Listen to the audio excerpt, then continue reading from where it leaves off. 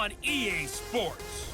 Straight ahead, we've got a terrific matchup on tap between the Atlanta Falcons and the Portland Lumberjacks. I'll be back with you again with scores around the league at halftime. But kickoff right around the corner. And standing by to call the action, here are Brandon Godden and Charles Davis. All right, Coach, thank you very much. It's the National Football League presented by EA Sports. Nothing like the fanfare of introductions to an NFL game, and that was in evidence a moment ago. Fireworks, pyrotechnics, you name it. This crowd is ready as their guys get set to match up between the Atlanta Falcons and the Portland Lumberjacks. Along with Charles Davis, I'm Brandon Godden. And Charles, we look at this Portland team entering play. They were winners last time out, so they'll be looking, Charles, to make it 2 in a row. And what I enjoyed when I watched their game tape and their victory last week is they put it together in every phase. Good offense, good defense, and some key plays on special teams. Let's see if they can get that second win in a row. Meanwhile, for the visiting Falcons, it's late in the year. We all know it. We've seen the calendar for these guys. Their bodies could probably use a break, but they have to push on. And they're really not as worried about that as maybe we think. They know they've got the entire offseason to rest. All they care about is the game in front of them.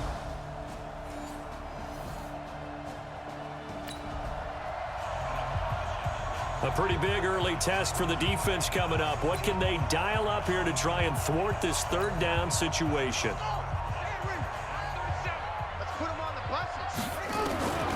They'll set up to throw. And he can't hang on to it. Nearly picked. He's known for his hands defensively.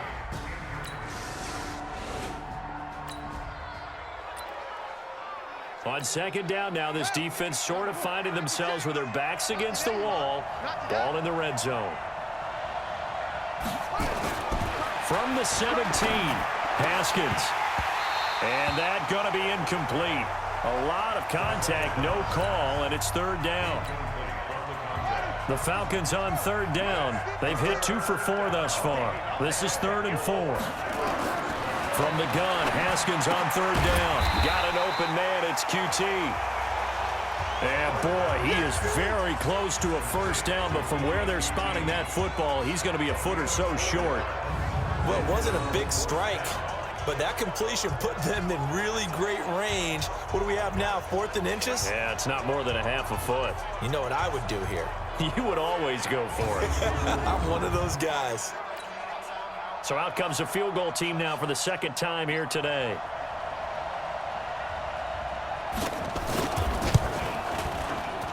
And his kick here is good.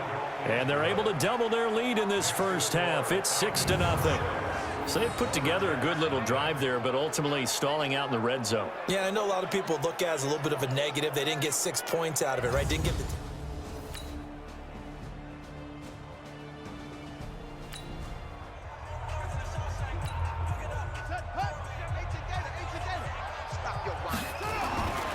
On 3rd and short, they'll try and pick it up through the air. That is caught at the 7-yard line. And he gets the first down yardage he needs before he's brought down at the 6.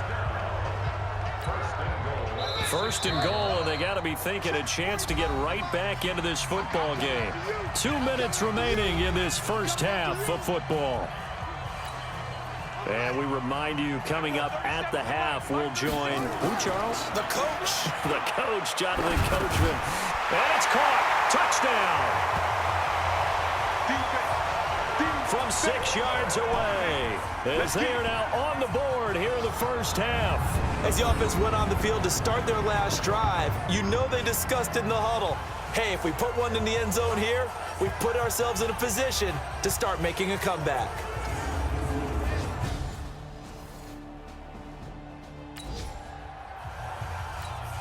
Let's see what this defense can do here. Ball at the 18-yard line in the red zone. Now the Falcons going to use one of their timeouts as they'll stop it with just over a minute to go before halftime. Let's see what this defense can do here. Ball at the 18-yard line in the red zone. And that will be taken in by Ridley for a Falcon touchdown. Calvin Ridley. Just inside of a minute here remaining in the first half. So the on play action, they'll throw. And the coverage terrific there as that's knocked down and incomplete. Good coverage that time by the linebacker, Deion Jones. From the 24, they'll go again on 2nd and 10. He's going to rifle one deep left side. And that's caught inside the 35. A big play there just before halftime. 43 yards.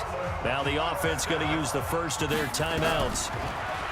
They'll drop the throw as the clock will stop with 37 seconds to play in this first half. Well, the incompletion, yes, but maybe here not the worst thing in the world? No, not on 1st and 10. Actually gives them a chance to regroup, relax just a little bit. They huddle up, talk it over. Then they get a chance to continue their drive. Now a 2nd down throw for the end zone, but it's incomplete.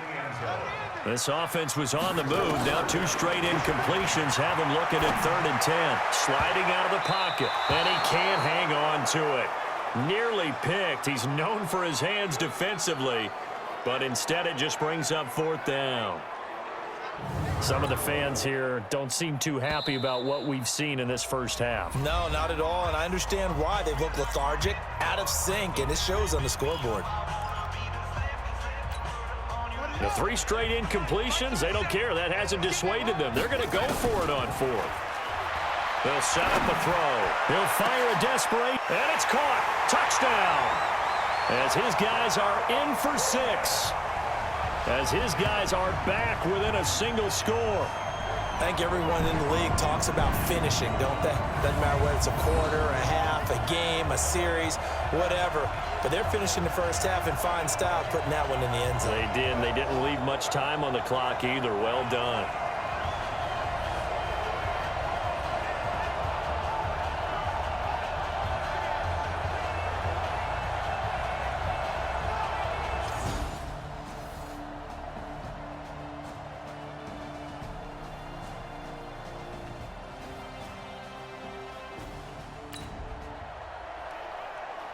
So we have a red zone alert. Tie game, 4th quarter. Very likely a deciding moment in this contest. They go back to the ground with Johnson. And they'll bring him down at the 13-yard line. They'll get 3 as the drive continues. It's a 1st down. I think they like this drive a little bit better there, partner. Running game helping out, picking up some of the slack. Because remember, the last drive, they went 3 and out. Henderson now on 1st and 10. And this play goes nowhere. Losing yardage back to the 15. Nothing doing there as the 13th play of the drive proves to be unlucky. Getting down to the good stuff. All tied with 2 minutes remaining on EA Sports.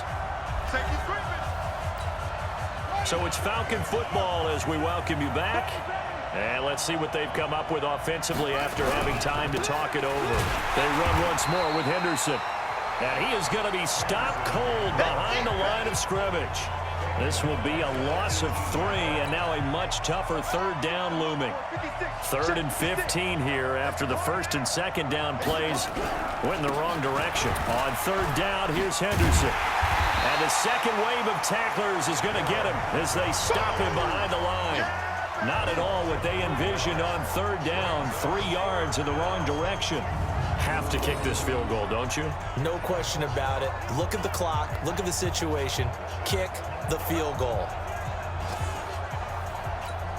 So now one of the biggest kicks of the night is forthcoming. This to take the lead here in the final minute.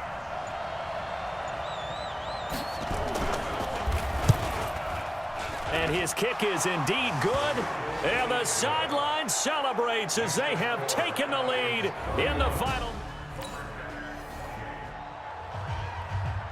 Pretty tense spot here for this offense. A field goal would tie, a touchdown would win it, but they've got to move that football. Good news for them, they do have all 3 timeouts remaining. Now, a crusher there as it's intercepted.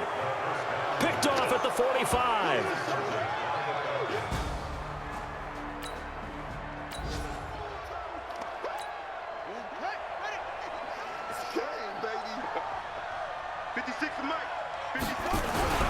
A carry by Henderson to start the drive. And a minimal gain here as he's up to about the 47-yard line. 2 yards on the pickup there. It'll be 2nd and 8.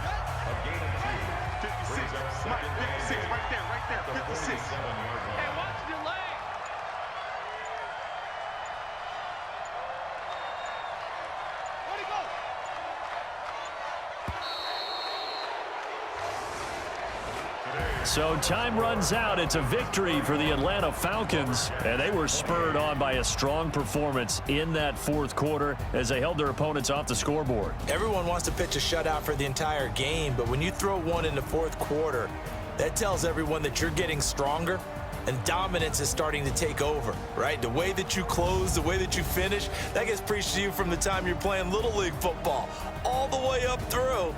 And they closed them out with a big-time performance down the stretch. So for the Falcons, their very slim playoff hopes get a boost as they move to 5-7. And they'll get another road test next week as they head to Mile High to take on the Broncos. Meanwhile, for Portland, the playoffs look to be out of reach now as they drop to 4-8. And they'll be on the road next week for a matchup with the Carolina Panthers.